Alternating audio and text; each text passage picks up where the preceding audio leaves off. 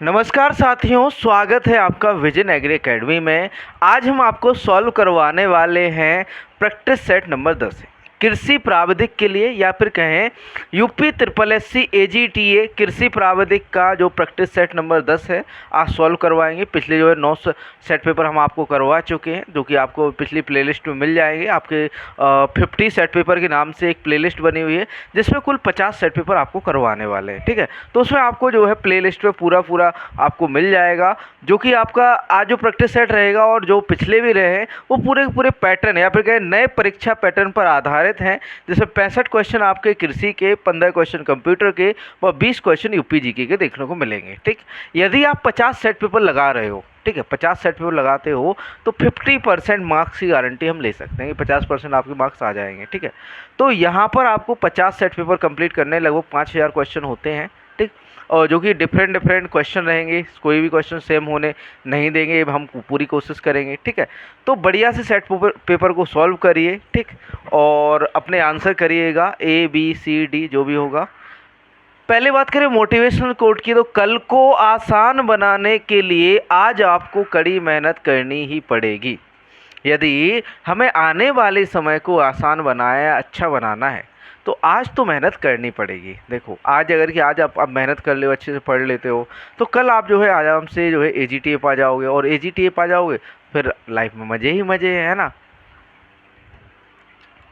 आगे जो है आपका एक कोर्स है यूपी ट्रिपल एससी AGTA कृषि प्रावधिक के लिए PDF बंडल कोर्स, जिसमें 50 डेज का टारगेट बेस्ड जो है सेट पेपर लगने वाला है। टारगेट बेस्ड कैसा कि यदि आप जो है एग्रोनॉमी का कोई एक टॉपिक शुरू करते हो, या फिर कहें आपका धान्य फसलें पढ़ते हो, दलहनी फसलें पढ़ते हो, तो उससे संबंधित एक सेट पेपर रहेगा आपका। इसमें जो है 65 क्वेश्चन कृषि के और कंप्यूटर के इसी तरह, और उसी तरह 20 क्वेश्चन यूपी जीके के।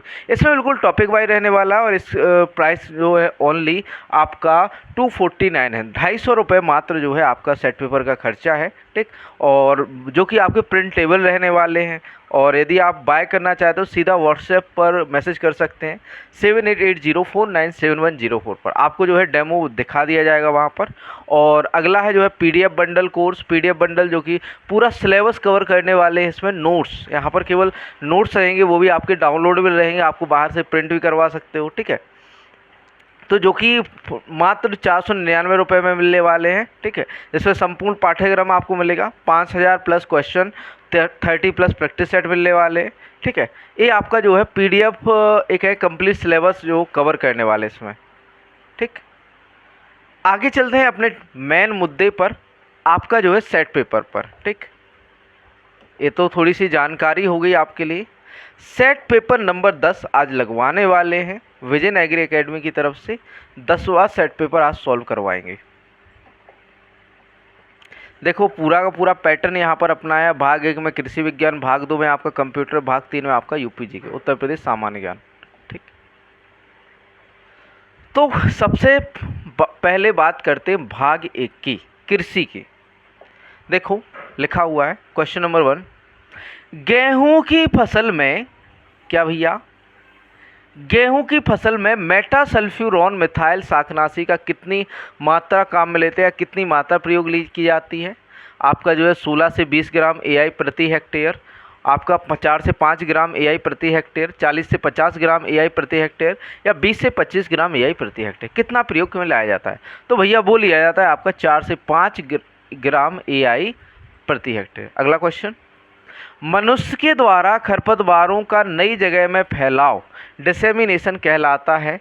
एनेमो चोरी, मैको चोरी, ऑटो चोरी, या एंथ्रोपो चोरी, क्या कहेंगे। तो जब हम मानव द्वारा या फिर कहें ह्यूमन द्वारा जो आपके खरपतवार फैलते हैं उसे हम क्या कहते हैं, आपका एंथ्रोपो चोरी कहते हैं। क्या कहते हैं, एंथ्रोपो चोरी कहते हैं, ठीक। आगे बढ़ते हैं अगले प्रश्न की ओर। प्रश्न नंबर 3 दिया हुआ है आपका, फसलों में उपज का सबसे ज़्यादा नुकसान किससे होता है, कीटों द्वारा, रोगों द्वारा, चूहों द्वारा, खरपतवारों द्वारा। तो देखो, जो आपके खरपतवार होते हैं, यहाँ पर आंसर क्या हो जाता है, खरपतवारों द्वारा जो है फसल को सबसे अधिक नुकसान होता है। देखो, खरपतवार क्या करते हैं, फसल से कंपटीशन या प्रतियोगिता करते हैं, पानी के लिए, पोषक तत्वों के लिए, जगह के लिए, प्रकाश के लिए, है ना। तो यदि खरपतवार है तो ज़्यादा फसल नुकसान होता है, ठीक है। तो खरपतवारों द्वारा जो है अधिक नुकसान पहुंचता है। अगला प्रश्न, देश की प्रथम जैतून तेल रिफाइनरी का उद्घाटन किया गया है। पंचपदरा बाड़मेर, डीडवाना नागौर, बस्सी जयपुर, लुणक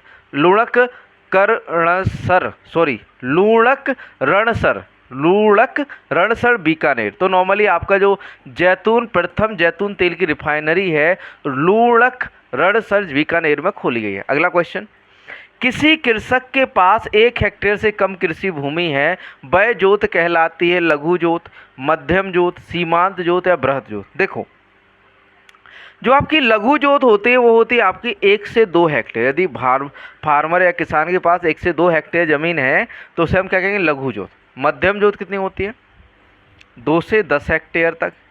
सीमांत जोत कितनी होती है, 1 हेक्टेयर से कम। और आपकी बृहत होती है 10 हेक्टेयर से अधिक। ठीक, 10 हेक्टेयर से अधिक भूमि है तो आपकी बृहत जोत। तो यहाँ पर जो है सही आंसर क्या हो, 1 हेक्टेयर से कम कह रहा है ना, तो सीमांत जोत क्या हो जाएगा आंसर, सीमांत जोत सही आंसर हो जाता है। ठीक, आगे बढ़ते हैं अगले प्रश्न की ओर। प्रश्न नंबर 6, श्वेत क्रांति का संबंध किससे है। श्वेत क्रांति का संबंध किससे संबंधित है आपकी श्वेत क्रांति, श्वेत किससे संबंधित है, बताइए आंसर क्या होगा यहाँ पर। अंडा उत्पादन से संबंधित है, आपकी दूध उत्पादन से संबंधित है, या बतख उत्पादन से, या कपास उत्पादन। देखो, अंडा उत्पादन से तो आपकी सिल्वर रेवोल्यूशन, सिल्वर क्रांति कौन सी भैया, सिल्वर क्रांति तो अंडा उत्पादन से संबंधित है। ठीक, दूध उत्पादन से कौन सी, सॉरी, श्वेत क्रांति किससे संबंधित, दूध उत्पादन से। तो ऑप्शन बी तो यहाँ से ही आंसर हो जाता है। कपास से सिल्वर फाइबर रेवोल्यूशन, कपास उत्पादन से संबंधित कौन सी, सिल्वर फाइबर रेवोल्यूशन, या फिर कहें आपका सिल्वर रेशा क्रांति, किससे संबंधित, कपास से। अगला क्वेश्चन, वर्ष 2015 से कृषि की मुख्यतः सभी योजनाओं में केंद्र व राज्य का वित्त पोषण अनुपात है 100% केंद्र का, 90 केंद्र का, 10 आपका राज्य का, 75 केंद्र का, 25 राज्य का, या 60 केंद्र का, 40 आपका राज्य का।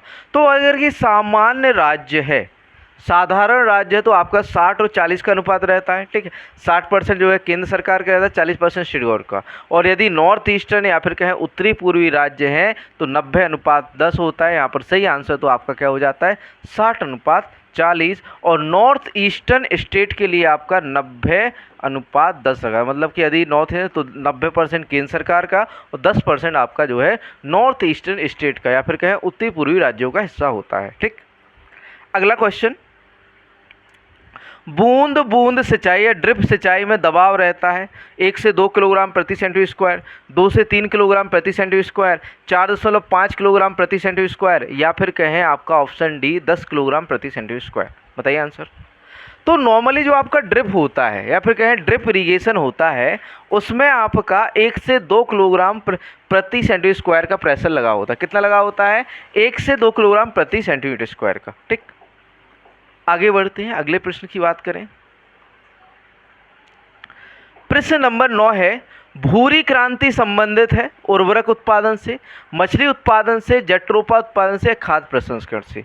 भूरी क्रांति या ब्राउन रेवोल्यूशन संबंधित है, ब्राउन रेवोल्यूशन संबंधित है, भूरी क्रांति संबंधित है। तो जो आपकी भूरी क्रांति है भैया ये तो खाद्य प्रसंस्करण से संबंधित है। ठीक, ऑप्शन डी खाद्य प्रसंस्करण से ही आंसर हो जाता है। यहाँ पर जो आपकी भूरी क्रांति है किससे संबंधित है, आपकी खाद्य प्रसंस्करण से। अब भैया उर्वरक उत्पादन से कौन सी संबंधित है, ग्रे क्रांति, ग्रे क्रांति उर्वरक उत्पादन से संबंधित है। ठीक, मछली उत्पादन से कौन सी संबंधित है, नीली क्रांति, नीली क्रांति किससे, मछली उत्पादन से संबंधित है। ठीक, और आपकी जट्रोपा से संबंधित है आपकी ब्लैक क्रांति, ब्लैक रेवोल्यूशन या काली क्रांति जो है जट्रोपा उत्पादन से। अगला क्वेश्चन, प्रधानमंत्री फसल बीमा योजना में प्रीमियम से संबंधित असत्य कथन। खरीफ फसल में 2%, रबी फसल में 1.5%, जायद फसल में 3%, बागवानी फसलों में 5%। तो देखो नॉर्मली खरीफ फसलों में जो प्रीमियम देना पड़ता है फार्मर को वो कितना देना पड़ता है 2%। रबी फसल में कितना है 1.5% है।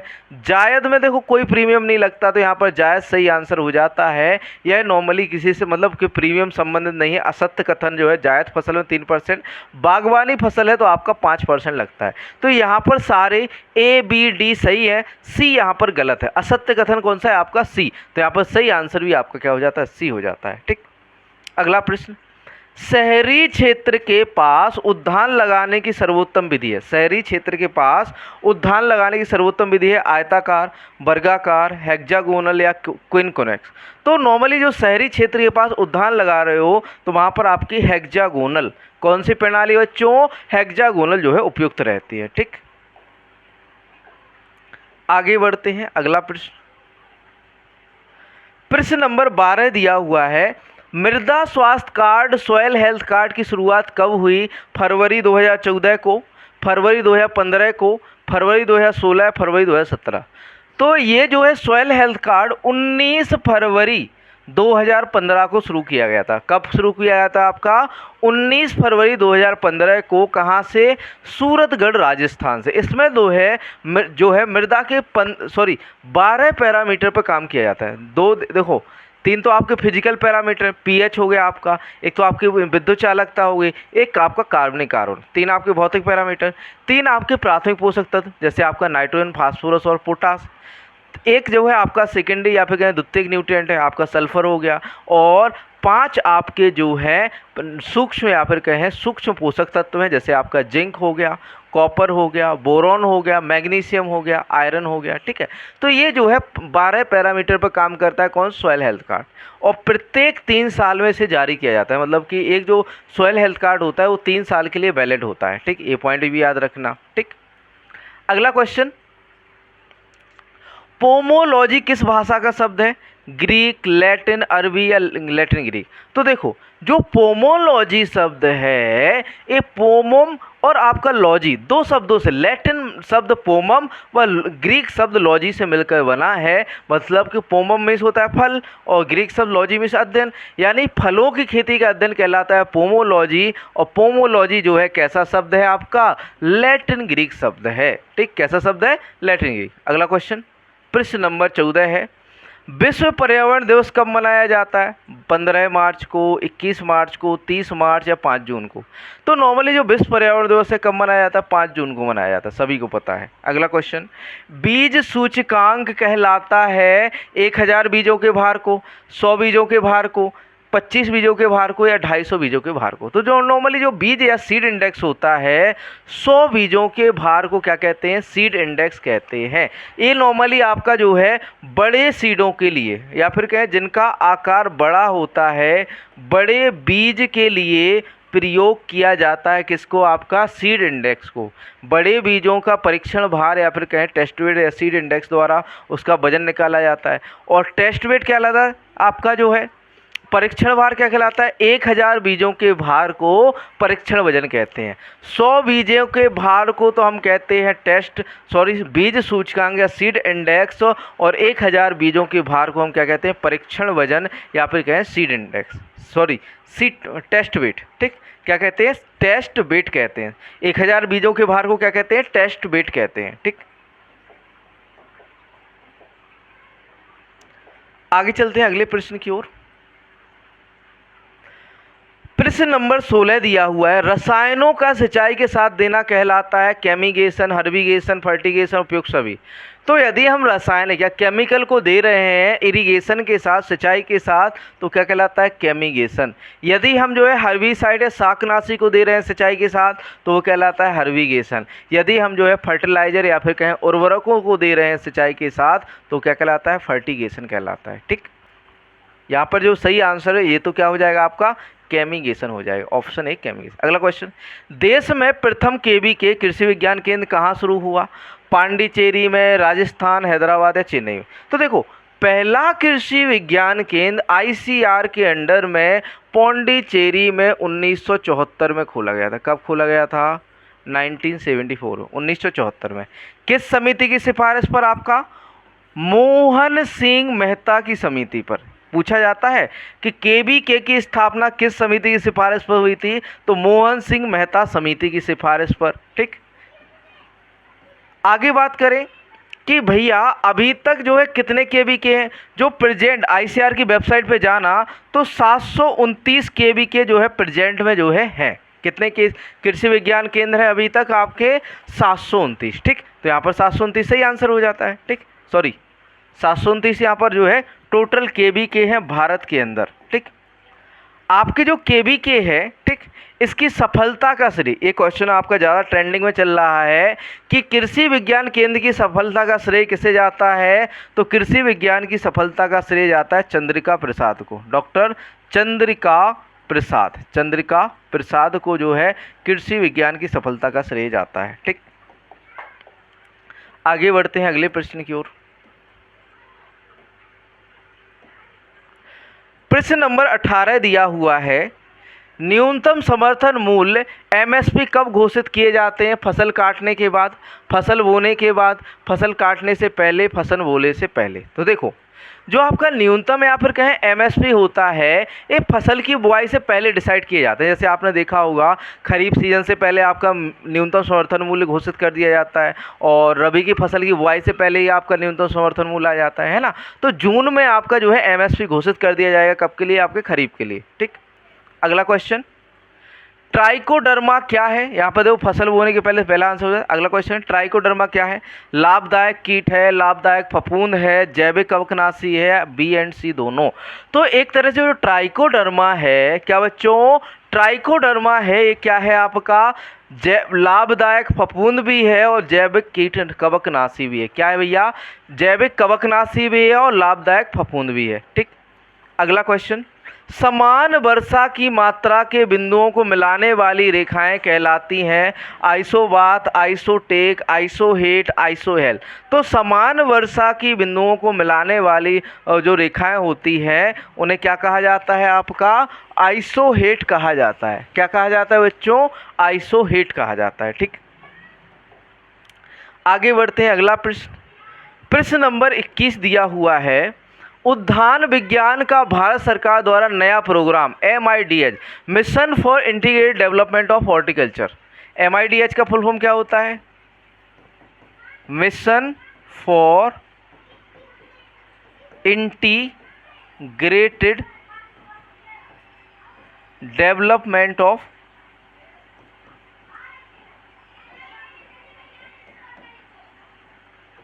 हॉर्टिकल्चर। ठीक, कब शुरू किया गया था? कब शुरू किया गया था बताइए हॉर्टिकल्चर? तो ये शुरू किया गया था आपका 2014 में। कब शुरू किया गया था? 2014 में। अगला क्वेश्चन, वायुमंडल की क्षणिक या अल्पकालीन अवस्था को क्या कहते हैं? एटमॉस्फेयर, मौसम, जलवायु या बायोमास, बायोस्फीयर। तो मौसम की जो क्षणिक या फिर कहें अल्पकालीन अवस्था होती है उसे क्या कहते हैं आपका बच्चों? मौसम या वेदर कहा जाता है। क्या कहा जाता है? वेदर या मौसम। क्या कहा जाता है? वेदर या मौसम। और जो आपकी दीर्घकालीन, ये कहें कि वायुमंडल की जो दीर्घकालीन अवस्था होती है उसे क्या कहते हैं? जलवायु या क्लाइमेट कहा जाता है। क्या कहा जाता है? जलवायु या क्लाइमेट। ठीक, अगला प्रश्न, प्रश्न नंबर 3, भारतीय कृषि अनुसंधान परिषद ICR स्थित है नई दिल्ली 1905 में, नई दिल्ली 1929, बेंगलोर 1901, हैदराबाद 1929। तो नई दिल्ली में जो है आपका जो है ICR स्थित है और 16 जुलाई 1929 को इसकी क्या हुई थी? स्थापना हुई। कब हुई? 16 जुलाई 1929 को। अगला question, directorate of plant protection and quarantine and storage जो है कहाँ स्थित है? नई दिल्ली, हैदराबाद, फरीदाबाद है, कलकत्ता। तो आपका जो DPPQS है वो कहाँ पर है? आपका फरीदाबाद के अंदर स्थित है। कहाँ पर स्थित है आपका बच्चों? फरीदाबाद के अंदर। अगला क्वेश्चन, प्रश्न नंबर 25 दिया हुआ है, सरसों की फसल को पाले से बचाने हेतु कौन से रसायन व मात्रा का छिड़काव लाभदायक रहता है? सल्फ्यूरिक अम्ल का 0.3%, हाइड्रोक्लोरिक अम्ल 0.1%, सल्फ्यूरिक अम्ल 0.1%, सल्फ्यूरिक अम्ल 0.5%। तो सल्फ्यूरिक अम्ल का 0.1% प्रयोग क्या रहता है आपका? लाभदायक रहता है। अगला क्वेश्चन, 40 किलोग्राम नत्रजन देने हेतु डीएपी की ज़रूरत होगी 200 किलोग्राम, 222 किलोग्राम, 230 किलोग्राम, 240 किलोग्राम। देखो हमें 40 किलोग्राम क्या देना है? नत्रजन डीएपी से। तो नॉर्मली देखो यहाँ क्या देखो, डीएपी में जो है नाइट्रोजन की मात्रा कितनी होती है? 18%, है ना। तो मान के चले कि 100 किलो डीएपी में कितना नाइट्रोजन होगा आपका? 18 केजी। 200 किलोग्राम जो है आपका कितना होगा? 18 दूनी 36, 36 किलोग्राम आपका क्या होगा? आपका जो है नाइट्रोजन होगा। ठीक, अब हमें देखो 4 किलोग्राम चाहिए, 4 किलोग्राम चाहिए ना। अब देखो यहाँ पर 4 से 18 में भाग दो तो कितना बच जाएगा? चार चौको चौको 16, ठीक, पॉइंट 4×5 4.5, ठीक। और यहाँ पर 4 से हम इसमें भाग देंगे, कितना जाएगा आपका? 4 से भाग देंगे तो 20, ठीक। 20 किलोग्राम से हमें 4.5 किलोग्राम जो है क्या मिल रहा है हमें? नॉर्मली केस ये कह सकते हैं हमें क्या मिल रहा है? हमें डीएपी से नाइट्रोजन मिल रहा है 4.5 किलोग्राम, ठीक। तो यहाँ पर देखो यदि हम 220 केजी नत्रजन लेते हैं तो आपको 40.5 केजी हमें क्या मिल जाता है? आपको नत्रजन मिल जाता है, ठीक। तो यहाँ पर जो सही उत्तर हो जाएगा बच्चों वो हो जाएगा क्या आपका? Option B. देखोगे 220 के आसपास है, 222 केजी सही आंसर है। अगला क्वेश्चन, सोयाबीन में खरपतवार नियंत्रण हेतु अंकुरण पश्चात शाकनाशी है इमीजाथाइपिर, एलाक्लोर, पेंडिमिथाइलिन या फ्लूक्लोरिन। तो इसमें जो है इमीजाथाइपिर प्रयोग किया जाता है आपका जो है अंकुरण पश्चात या फिर कहें पोस्ट इमर्जेंस। अगला प्रश्न, प्रश्न नंबर 28 दिया हुआ है, सिंचाई जल के साथ उर्वरक देने की विधि कहलाती है सिंचाई, हर्बिगेशन, फर्टिगेशन, केमिगेशन। तो हमने बताया था सिंचाई के साथ उर्वरक देना क्या कहलाता है आपका? फर्टिगेशन कहलाता है, क्योंकि उर्वरक को ये कहें आप इरिगेशन या सिंचाई के साथ क्या प्रयोग कर रहे हैं? आप फर्टिलाइजर का प्रयोग कर रहे हैं या उर्वरक का प्रयोग कर रहे हैं, तो वो क्या कहलाता है? फर्टिगेशन। अगला क्वेश्चन, फसलों में लोहे तत्व की कमी प्राय दिखाई देती है नई व ऊपरी पत्तियों पर, पुरानी व निचली पत्तियों पर, सबसे निचली पत्तियों पर, इनमें से कोई नहीं। तो देखो यहाँ पर जो आपकी आयरन है या फिर कहें लोहा है, इसकी कमी देखने को मिलती है नई व ऊपरी पत्तियों पर। आपका सल्फर हो गया, कॉपर हो गया, आयरन हो गया और मैंगनीज हो गया। इनकी कमी हमें कहाँ पर देखने को मिलती है? नई व ऊपरी पत्तियों पर देखने को मिलती है, सल्फर, कॉपर, आयरन और मैंगनीज। पुरानी व निचली पत्तियों पर किसकी दिखती है? एन, पी, के, एम, जी, एमओ, नाइट्रोजन, फास्फोरस और आपका जो है मैग्नीशियम और मोलिब्डेनम। इनकी जो कमी के लक्षण कहाँ पर देखने को मिलते हैं? हमें निचली पत्तियों पर देखने को मिलते हैं। अगला क्वेश्चन, उत्तर प्रदेश में खरीफ में सर्वाधिक क्षेत्रों में उगाई जाने वाली फसल कौन सी है? तो भैया वो है आपकी धान, ठीक। कैट फेस एक विकार है भिंडी में, टमाटर में, फूलगोभी में, प्याज में। तो टमाटर में जो है कैट फेस क्या होता है? विकार होता है। किसके अंदर? आपका टोमेटो के अंदर। अगला प्रश्न, गुलाब का राष्ट्रीय पंजीकरण प्राधिकरण स्थित है बेंगलोर में, लखनऊ में, नई दिल्ली या चंडीगढ़ में। तो ये कहाँ पर है आपका? नई दिल्ली के अंदर।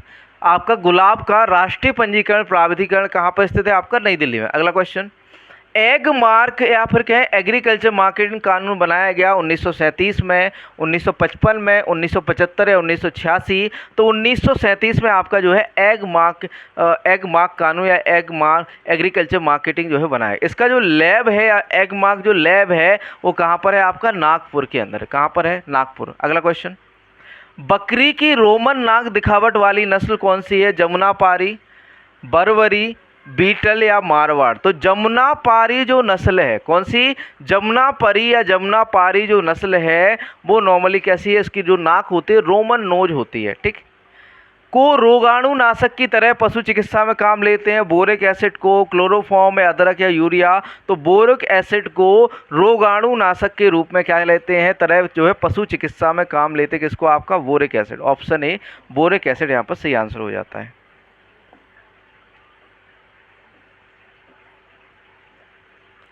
अगला प्रश्न प्रश्न नंबर 36 है, यदि दो सिंचाई जल उपलब्ध हो तो गेहूं फसल में किन अवस्थाओं में सिंचाई करनी चाहिए? शीश जल फुटान व फूल आते समय, सॉरी यहाँ पर फूल आते समय होना चाहिए था। शीश जल व दाने की दुधिया अवस्था, शीश जल एवं फुटान अवस्था एवं दाने की दुधिया अवस्था। यदि आपके पास दो सिंचाई है तो आपको कब करनी चाहिए? एक तो आपकी CRI अवस्था पर या फिर कहें शीश जल फुटान पर, और दूसरी करनी चाहिए फूल आते समय। तो ऑप्शन ए यहाँ पर सही आंसर हो जाता है। और एक सिंचाई उपलब्ध हो तो आपकी शीश जल फुटान पर करनी चाहिए। कब करनी चाहिए? शीश जल फुटान की अवस्था पर। थोड़ा सा पानी पी लिया जाए।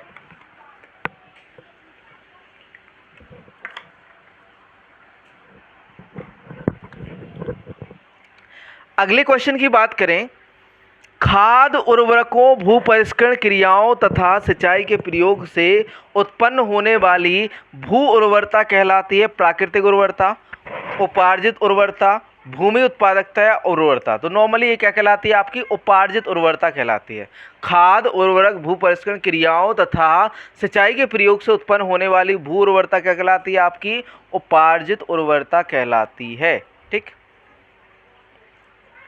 अगला प्रश्न है प्रश्न नंबर 38 है, ओरोबंकी खरपतवार का संबंध है गेहूं चना से, सरसों तंबाकू से, बाजरा मक्का से या कपास बरसीम से। तो ओरोबंकी खरपतवार का संबंध किससे है? आपका सरसों व तंबाकू से। ऑप्शन बी सरसों तंबाकू।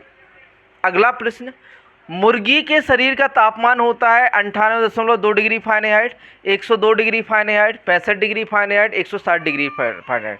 तो नॉर्मली आपके चिकन या फिर कहें मुर्गी का जो तापमान टेम्परेचर होता है वो कितना चाहिए होता है? 160 डिग्री फ़ारेनहाइट। अगला क्वेश्चन, भेड़ के मीट को कहते हैं चिकन, बीफ, पोर्क या मटन? तो भेड़ के मीट जो एक है कि मीट या मांस होता है, क्या भैया? भेड़ के मांस को क्या कहते हैं हम? मटन कहते हैं। क्या कहते हैं? आपका मटन कहते हैं। ठीक। और आपका बीफ किसको कहते हैं? गाय व भैंस के मीट को। ठीक। गाय के जो मीट या मांस होता है उसे हम बीफ कहते हैं, गाय के मीट को। ठीक। चिकन कैसे कहते हैं? मुर्गी के मांस को हम चिकन कहते हैं। ठीक। पोर्क किसे कहते हैं? सुअर के मांस को। सुअर या सूकर के मांस को हम क्या कहते हैं? पोर्क कहते हैं। अगला क्वेश्चन, दूध में किस तत्व की कमी पाई जाती है? लोहा की, मैग्नीशियम, कैल्शियम या फास्फोरस? तो दूध में नॉर्मली किसकी? आपकी लोहा की कमी पाई जाती है। किसकी? आपकी बच्चों लोहा की। ठीक। अगला क्वेश्चन, प्रश्न नंबर 42 है, गर्बर विधि का उपयोग परीक्षण हेतु करते हैं अम्लीयता, विटामिन, प्रोटीन या वसा? तो गर्बर विधि का प्रयोग करते हैं वसा का निर्धारण के लिए, क्या फिर कहें वसा के निर्धारण के लिए। अगला क्वेश्चन, गाय की दुग्ध स्राव में होता है दूध, पानी, खून या दूध और खून? खून होता है।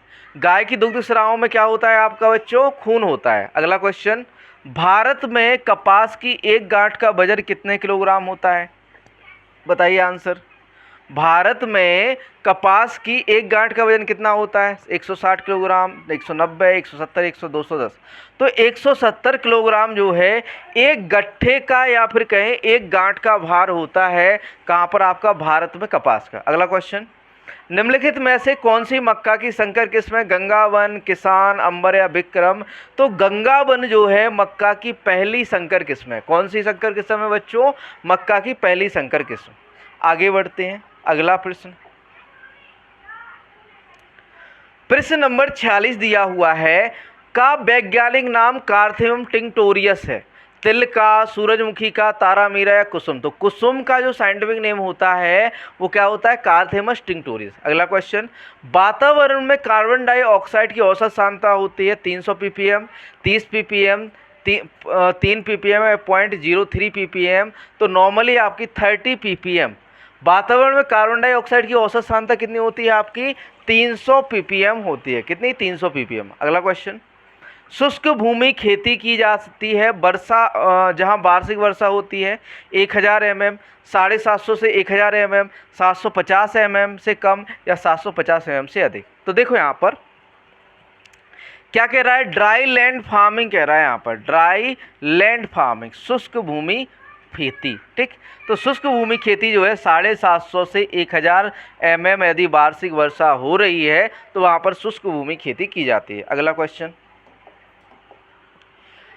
प्रश्न नंबर 49 दिया हुआ है, इसबगोल का वानस्पतिक नाम है कैसिया अंगस्टिफोलिया, प्लांटेगो ओवेटो, क्लोरोफिटम बोरीबिलियनम और टोनोस्पोरा कॉर्डिफोलिया। तो प्लांटेगो ओवेटो जो है साइंटिफिक नेम होता है किसका, आपका इसबगोल का। अगला क्वेश्चन, पैक्टिन परीक्षण किसके द्वारा किया जाता है, जेली थर्मामीटर द्वारा, लैक्टोमीटर, जेलीमीटर, हाइड्रोमीटर। तो जेलीमीटर द्वारा जो है आपका पैक्टिन परीक्षण किया जाता है।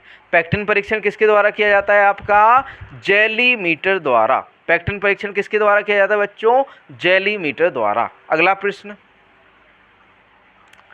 फलों को किस तापक्रम पर संसाधित किया जाता है, 100 degree C, 90 degree C, 110 degree C या फिर कहें 121 डिग्री सी। तो 100 डिग्री सी पर संसाधित किया जाता है, कितने पे, 100 डिग्री सी। यहाँ पर सही आंसर हो जाता है। आगे बढ़ते हैं अगले प्रश्न की ओर। प्रश्न नंबर 52 है, कैल्शियम, मैग्नीशियम और सल्फर को कहते हैं प्राथमिक पोषक तत्व, द्वितीयक पोषक तत्व, सूक्ष्म पोषक तत्व या लाभदायक पोषक तत्व।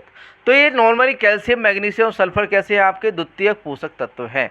अगला क्वेश्चन, बीज रहित संकर किस्म सिंधु का क्रॉस, जो सिंधु है वो किसका क्रॉस है, जो आपकी बीज रहित किस्म है किसका क्रॉस है। ऑप्शन ए अल्फांसो और नीलम का, दशहरी और नीलम का। ऑप्शन सी है आपका जो है नीलम व दशहरी का, नीलम दशहरी का। ऑप्शन डी है आपका रत्ना अल्फांसो का।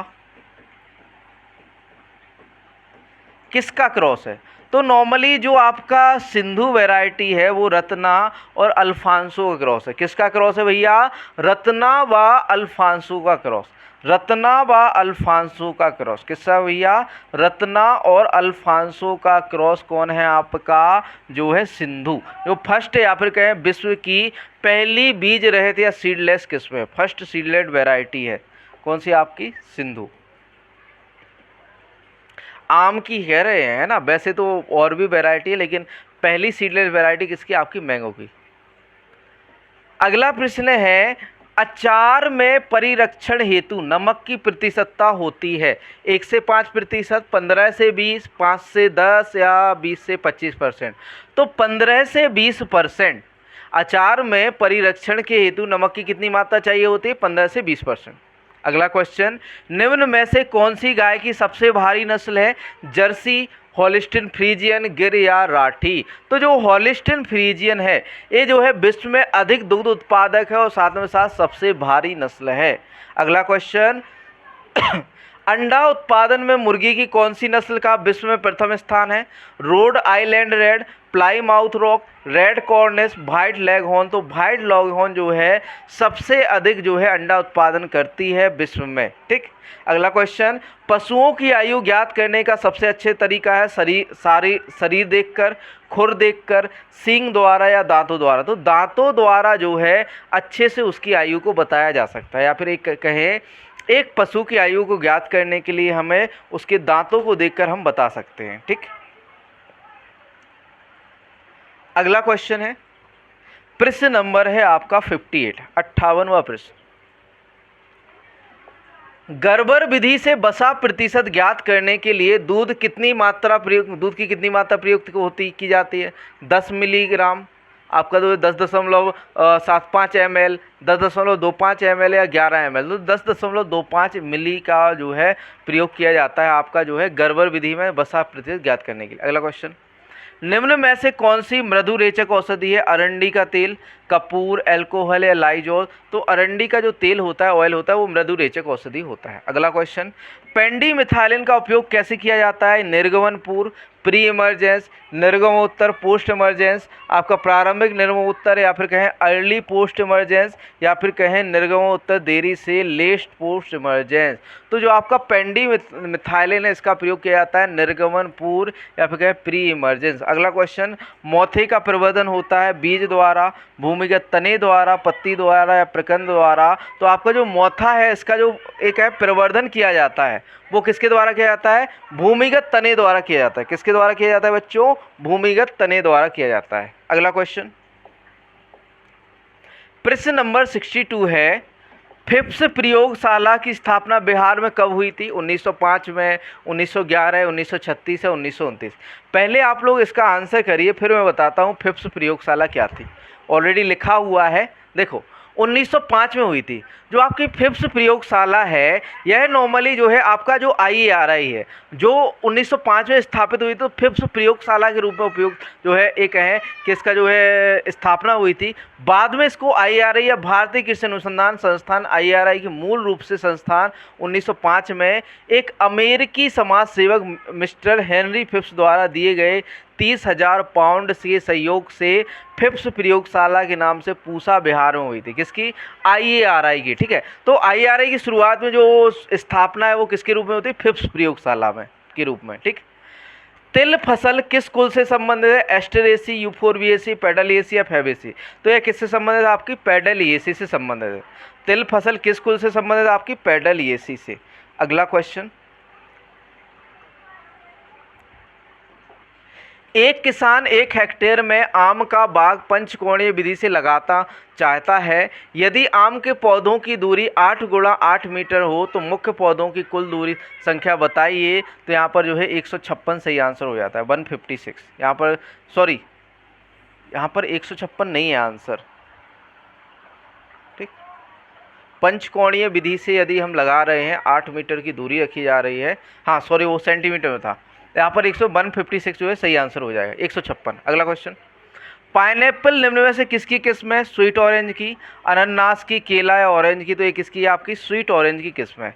पाइनएप्पल किसकी किस्म है? आपकी स्वीट ऑरेंज की किस्म है। अगला क्वेश्चन है, प्रश्न नंबर, आगे देखो यहाँ पर 65 क्वेश्चन यहाँ पर समाप्त हो जाते हैं। आगे जो प्रश्न है वो है आपके कंप्यूटर के, बढ़िया से आंसर करिएगा। लिखा हुआ है, किस प्रकार का सॉफ्टवेयर लेखाकार के वर्कशीट जैसा होता है? वर्ड प्रोसेसिंग, डाटाबेस, स्प्रेडशीट या ग्राफिक्स?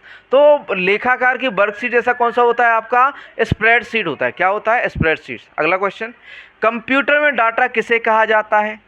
संख्या को, चिन्ह को, डाटा को? तो नॉर्मली आपके चिन्ह व सूचना, जो संख्यात्मक सूचना होती है, क्या भैया?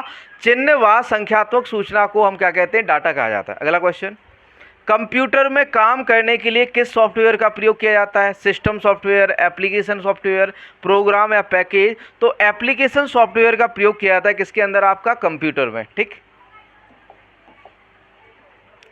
आगे बढ़ते हैं अगले प्रश्न को। प्रश्न नंबर 69 दिया हुआ है, आउटपुट देखने के लिए आपका उपयोग करते हैं मॉनिटर का, कीबोर्ड का, माउस का, स्कैनर का? किसका प्रयोग करेंगे? तो आउटपुट देखने के लिए नॉर्मली किसका प्रयोग किया जाता है? आपका मॉनिटर का प्रयोग किया जाता है। अगला क्वेश्चन, आपके कंप्यूटर को बनाने वाले भौतिक कंपोनेंट को कहते हैं आपका हार्डवेयर। ठीक, भौतिक या फिर कहें फिजिकल जो कंपोनेंट होते हैं वो क्या होते हैं? आपके हार्डवेयर होते हैं। यहाँ पर आंसर क्या हो? हार्डवेयर आंसर हो जाता है। ऑप्शन हम दिखाई दे रहे हैं आप लोगों को, देखो यहाँ पर operating system, software, hardware, input. तो भौतिक जो आपके कंपोनेंट है उसे क्या कहते हैं? हार्डवेयर कहते हैं। अगला क्वेश्चन, पहला व्यापारिक डेस्कटॉप कंप्यूटर था Apple second, IBM first, Apple fifth, उपरोक्त सभी? तो जो पहला व्यापारिक डेस्कटॉप कंप्यूटर था वो था आपका एप्पल सेकंड। एप्पल सेकंड जो है पहला व्यापारिक डेस्कटॉप कंप्यूटर था। अगला क्वेश्चन, विश्व का पहला सुपर कंप्यूटर कब बना? 1978 में, 1976, 1980 या 1981 में? जो विश्व का पहला सुपर कंप्यूटर है बच्चों, ये बना था 1976 में। कब बना? आपका 1976, 1976 में। आगे बात करें अगले प्रश्न की।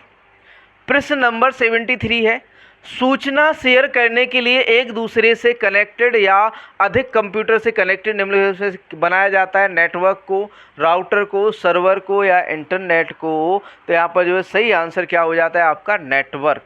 सूचना शेयर करने के लिए एक दूसरे से कनेक्ट या अधिक कंप्यूटर से कनेक्ट निम्नलिखित से बनाया जाता है आपका नेटवर्क से बनाया जाता है। अगला क्वेश्चन, फॉक्स प्रो है एक डाटाबेस प्रणाली, कंप्यूटर की भाषा, कंप्यूटर का वायरस या कंप्यूटर ग्राम? तो जो आपका फॉक्स प्रो है एक जो है डाटाबेस, एक डाटाबेस प्रणाली है। क्या है भैया? डाटाबेस प्रणाली है। स्थानीय क्षेत्र नेटवर्किंग लैन किसके लिए उपयोगी है? रेलवे के लिए, बैंक के लिए, व्यापारियों के लिए या मोटर वाहनों के दफ्तर के लिए? तो व्यापारी के लिए जो लोकल एरिया नेटवर्क है या फिर कहें लैन है, स्थानीय क्षेत्र नेटवर्किंग, ये किसके लिए प्रयोग की जाती है? व्यापारियों द्वारा प्रयोग की जाती है। अगला क्वेश्चन, प्रश्न नंबर 76 दिया हुआ है, निम्नलिखित में से कौन ईमेल का उदाहरण नहीं है? Rediff mail, Yahoo mail, Gmail या बिंग मेल? कौन सा जो है ईमेल का उदाहरण नहीं है? तो बिंग मेल जो है एक एआई टूल है। बिंग मेल क्या है आपका बच्चों? एआई टूल है। यह कोई आपका जो है आपका क्या नहीं है, कोई ईमेल एड्रेस नहीं है या फिर क्या ईमेल नहीं है। लिंक्ड इन की सह स्थापना द्वारा की गई थी, रीड हॉफमैन द्वारा, मार्क जुकरबर्ग द्वारा, ये दोनों इनमें से कोई नहीं। तो रीड हॉफमैन द्वारा जो है लिंक्ड इन की जो है सह स्थापना की गई थी। अगला क्वेश्चन, वर्ल्ड वाइड वेब में पंजीकृत पहला डोमेन नाम क्या था?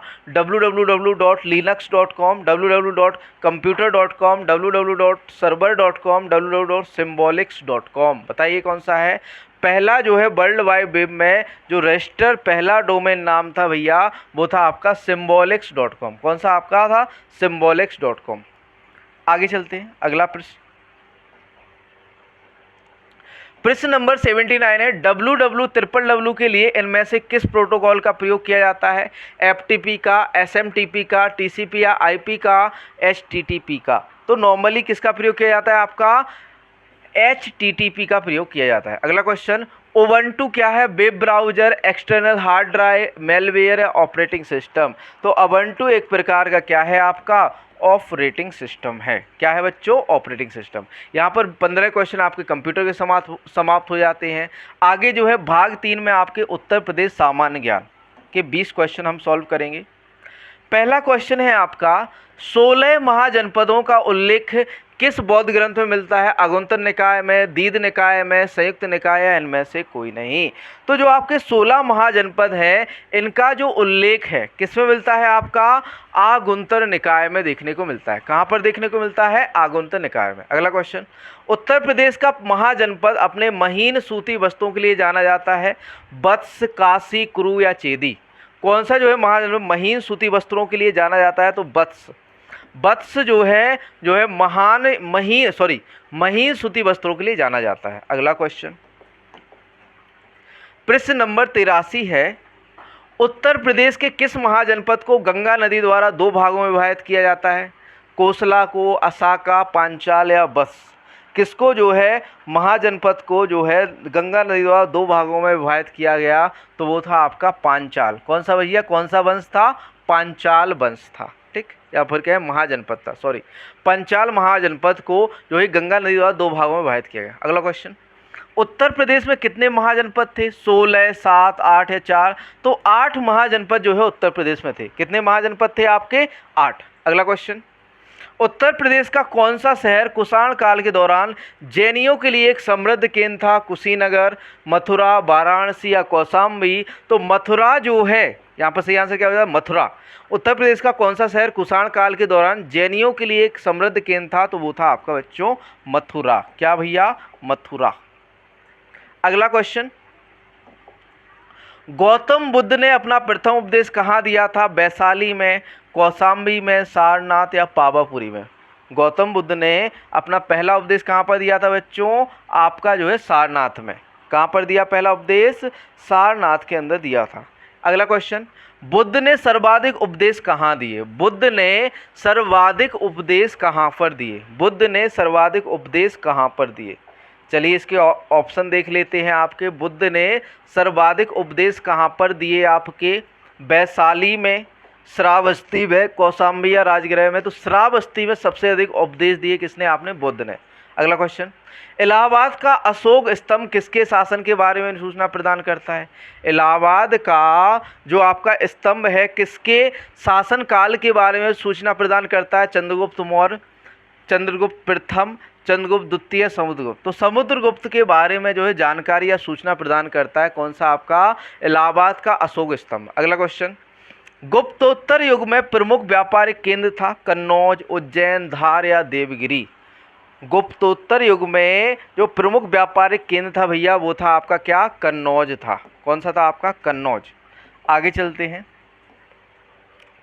प्रश्न नंबर 90 है, खजुराहो का कंदरिया महादेव मंदिर किसने बनवाया था? परमार ने, चेदी, चंदेल या राष्ट्रकूट ने?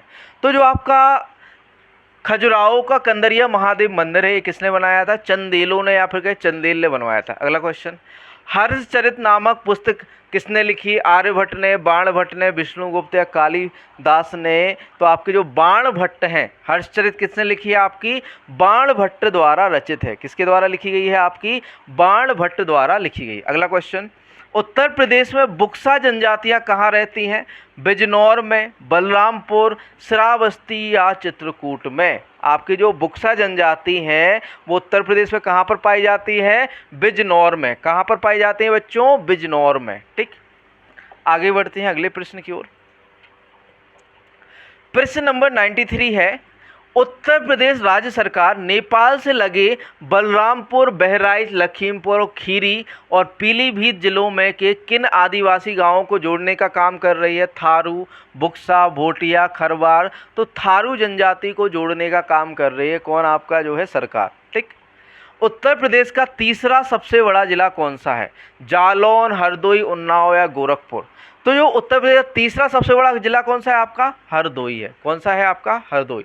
अगला क्वेश्चन, उत्तर प्रदेश भारत के भीतर निम्नलिखित में से किस राज्य के साथ अपनी सीमा साझा नहीं करता है? बिहार, मध्य प्रदेश, उत्तराखंड या पंजाब? तो जो आपका उत्तर प्रदेश है किसके साथ जो है सीमा साझा नहीं करता है? पंजाब के साथ अपनी सीमा साझा नहीं करता। किसके साथ? पंजाब। ऑप्शन डी सही आंसर हो जाता है, पंजाब। आगे बढ़ते हैं अगला प्रश्न। प्रश्न नंबर 96 है, उत्तर प्रदेश की सबसे ऊंची चोटी अमसोद चोटी, बेतलिंग छिप, डोली गट्टा या सोसो गोर? कौन सी जो है उत्तर प्रदेश की सबसे ऊंची चोटी है? तो आपकी अमसोत चोटी जो है सबसे ऊंची चोटी है। अगला क्वेश्चन, उत्तर प्रदेश राज्य की राजधानी के किनारे स्थित है? गोमती नदी के, लूनी, यमुना या ताप्ती? जो आपके उत्तर प्रदेश की राजधानी है लखनऊ, वो किस नदी के किनारे है? तो गोमती की नदी के किनारे। कहाँ पर है? आपका गोमती नदी। अगला क्वेश्चन, चूना पत्थर उत्तर प्रदेश के किस जिले में सर्वाधिक पाया जाता है? झांसी, इलाहाबाद, मिर्ज़ापुर या फिरोजाबाद? तो जो चूना पत्थर है सर्वाधिक कहाँ पर पाया जाता है? आपका मिर्ज़ापुर के अंदर पाया जाता है। कहाँ पर पाया जाता है बच्चों? मिर्ज़ापुर। Option C Mirzapur. अगला क्वेश्चन, सन 1857 के प्रथम स्वतंत्रता आंदोलन में बरेली में किसने नेतृत्व किया? खान बहादुर ने, कुंवर सिंह ने, अहमद शाह या ब्रिजेश कादिर ने? किसने जो है बरेली से आपका जो है एक है कि प्रथम स्वतंत्रता आंदोलन का जो है नेतृत्व किया था? तो वो किया था खान बहादुर ने। ऑप्शन ए खान बहादुर। आज का जो है आखिरी प्रश्न है आपका, काकोरी षड्यंत्र केस कब हुआ था? 1925 में, 1920 में, 1930 और 1935? तो जो आपका काकोरी कांड है कब हुआ था? 1925 में हुआ था। ठीक, कब हुआ था? 1925 में। यहाँ पर आपके 100 क्वेश्चन समाप्त हो जाते हैं। एक सेट पेपर यहाँ पर जो है आपके 10 सेट पेपर हम करवा चुके हैं। हमारा टारगेट है आपके 50 सेट पेपर का। 50 सेट पेपर तो ये अलग से करवाएंगे और साथ में साथ आपको और अलग से एमसीक्यू क्लासेस भी दी जाएंगे। तो 50 सेट पेपर प्लस जो है करवाने वाले हैं। तो बढ़िया से ज़्यादा शेयर करिएगा अपने दोस्तों के साथ, फ्रेंड्स के साथ, और बढ़िया से पढ़ाई करते रहिए। जय हिंद दोस्तों।